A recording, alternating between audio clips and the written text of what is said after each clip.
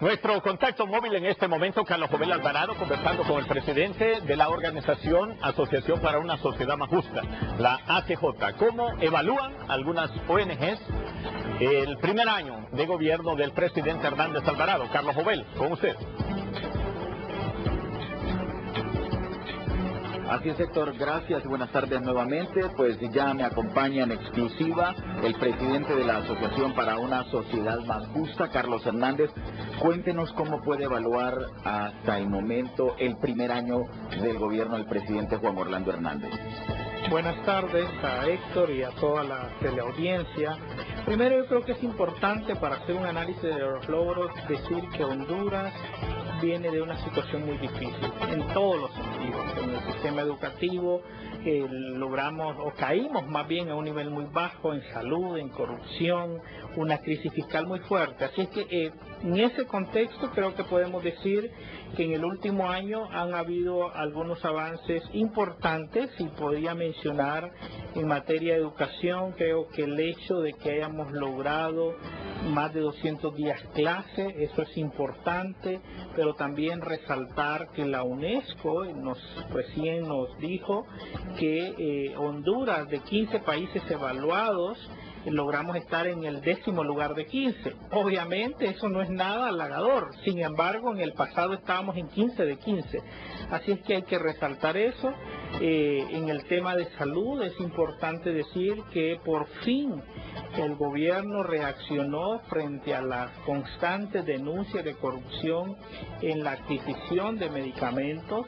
Se ha logrado establecer un mecanismo que es más transparente juntamente con el sistema de Naciones Unidas, la sociedad civil y la empresa privada. Hemos estado participando de manera directa y sí podemos afirmar que Honduras ha logrado reducir y ha logrado ahorros significativos por haber evitado la corrupción, pero también en el Instituto de la Propiedad, si los de la audiencia puede recordar que hace algunos meses se destacó toda la corrupción que había, se titularon terrenos en las playas, se le asignó a algunos políticos y a algunas personas que no merecían o no tenían legalmente la facultad para hacerlo, y a partir de eso el gobierno toma la decisión de sanear esta institución, de intervenir y establecer mecanismos más transparentes. Y no podemos desconocer también avances importantes en materia de seguridad. Por primera vez hay un mecanismo de coordinación a través de FUSINA, donde los distintos operadores de justicia pueden coordinar acciones, y bueno, esto ha contribuido a bajar la tasa de homicidio de 86 a 67, creo que eso es importante, no podemos desconocerlo. Sin embargo, hay que decir que 67 todavía nos ubica como uno de los países con las tasas más altas de homicidios en el mundo. Los desafíos son muy grandes y hay que seguir trabajando. Ahora bien, también hay que hablar de las cosas que están pendientes, de las cosas que todavía hay que trabajar. La CEPAL recientemente acaba de informar y acaba de ubicarnos como el segundo país más pobre en América Latina. Esto sin duda alguna se convierte en un desafío grande para el actual presidente y para el gobierno de la República. Hay que trabajar fuertemente para reducir la pobreza. En este sentido, es importante hacer una revisión exhaustiva sobre el proceso de los programas sociales, cómo se desarrollan los programas sociales.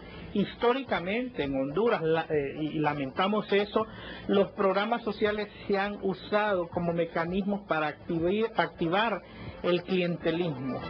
Y cuando se hace de esa forma pierde el enfoque y no contribuye a reducir la pobreza, al contrario, puede agudizarla. En este sentido nosotros creemos que el gobierno de la República debe de prestar especial atención. Son recursos de la cooperación, deuda externa, la que se usa para varios de estos proyectos. Por otro lado, se tienen que establecer criterios o mecanismos para proteger el acuerdo con el Fondo Monetario Internacional, seguir saneando las finanzas públicas.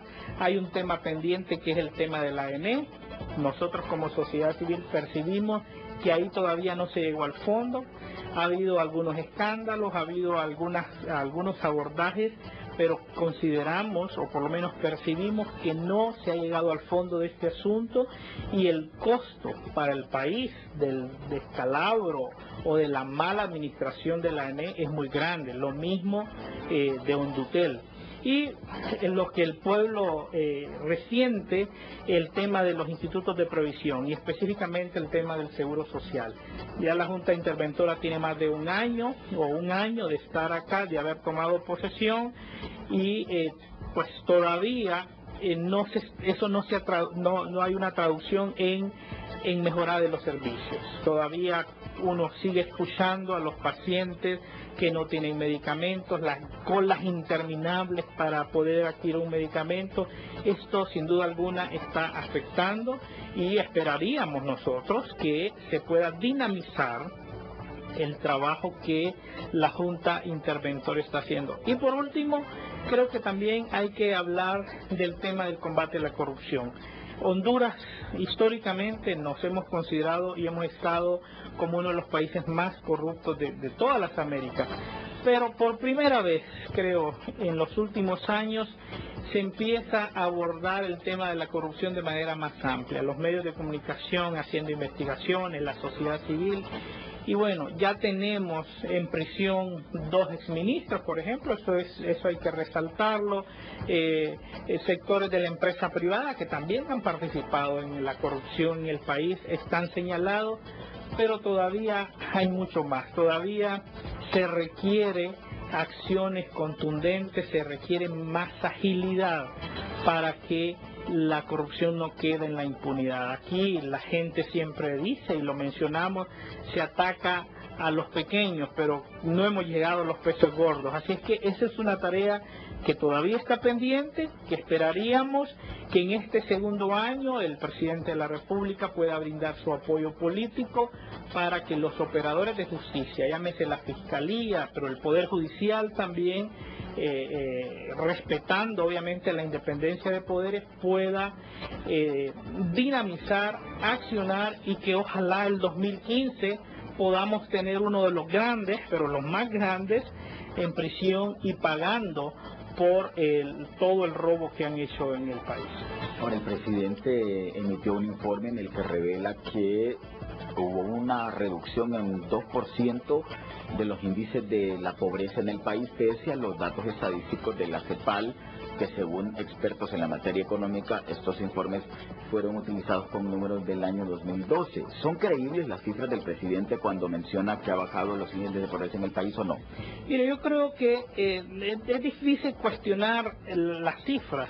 Por eso yo iniciaba diciendo, venimos de una situación muy difícil. Entonces puede ser que sí, hubo un crecimiento de un 2%, pero obviamente un crecimiento de 2% en un país donde el 70% de la población vive en condiciones de pobreza y pobreza extrema, es difícil de decir que a ese ritmo nosotros vamos a ubicarnos. Tendríamos que tener un crecimiento sostenido de quizás un 10%, pero con un 2% de reducción en la pobreza difícilmente se puede hacer. Por eso insisto, creo que si hay estrategias orientadas a reducir la pobreza, y en Honduras particularmente, esas estrategias se han focalizado en estos programas sociales, que podrían tener un impacto positivo, pero se requiere ser muy fino y se requiere que los que administran estos recursos, quienes administran estos programas, lo focalicen y lo hagan de manera tal que vaya orientado a los más pobres, pero no como mecanismo clientelar. Y eso es lo que, y yo insisto en eso, porque lo que nos ha sucedido, ya lo decían en este gobierno, el bono 10.000. Hace unos meses los mismos personeros del gobierno nos decían que habían 50.000 familias que no merecían recibir ese fondo. ¿Y quién lo recibía? Bueno, a lo mejor eran activistas políticos. Eso no puede pasar. O sea, hay que tratar de manejarlo con transparencia y focalizarlo. De esa forma se podría lograr un impacto directo, pero también hay que generar empleo, ¿verdad? Y tiene que ser un empleo sostenible, no un empleo que al final no se logre, las personas no logran mantenerse por mucho tiempo. Pero también hay que generar el clima de inversiones, tiene que haber seguridad jurídica, el sistema como tal, el Estado como tal, tiene que funcionar en su conjunto para que se creen las condiciones necesarias para generar empleo, para que haya confianza de los inversionistas, programas sociales focalizados, un sistema que funcione, reducir toda la burocracia que hay para los trámites. Entonces, son una serie de elementos que crean las condiciones favorables para reducir la pobreza. ¿Cómo hacerle cambiar de pensar a aquellos burócratas que utilizan los recursos del Estado a través de los programas sociales destinados por el gobierno a no politizarlos? Bueno, hay que usar lo que el presidente ha dicho constantemente en su discurso. Yo creo que hay que usar eso. Él ha dicho que hay que denunciar la corrupción. Y cuando una persona se usa un programa social como mecanismo para atraer beneficios a una persona en particular, esta es corrupción. Y la corrupción es el uso del poder para fines particulares. Entonces hay que denunciarlo. El presidente ha anunciado una línea, pero nosotros tenemos una línea 131 que es totalmente independiente del gobierno, donde cualquier persona puede hacer su denuncia si siente que está siendo manipulado para programas sociales. Creo que si lo hacen van a ayudar a la gestión del presidente Hernández. Yo quiero decir, si al presidente Hernández le va bien, a todos nos va a ir bien. Por lo tanto, todos los sectores tenemos que buscar los mecanismos de blindar esos programas sociales, de evitar que se usen como mecanismos de presión o coacción para fines particulares. Bueno, hemos escuchado al presidente de la Asociación para una Sociedad Más Justa, Carlos Hernández, quien nos ha hecho un amplio análisis del primer año de gobierno del presidente Juan Orlando Hernández en todos los temas referidos pues en el aspecto social, Héctor Ordóñez. Muchas gracias, Carlos Jovel Alvarado, conversando con el presidente de la Asociación para una Sociedad Más Justa, el licenciado Carlos Hernández, en este contacto móvil en Noticias Canal 10 al mediodía.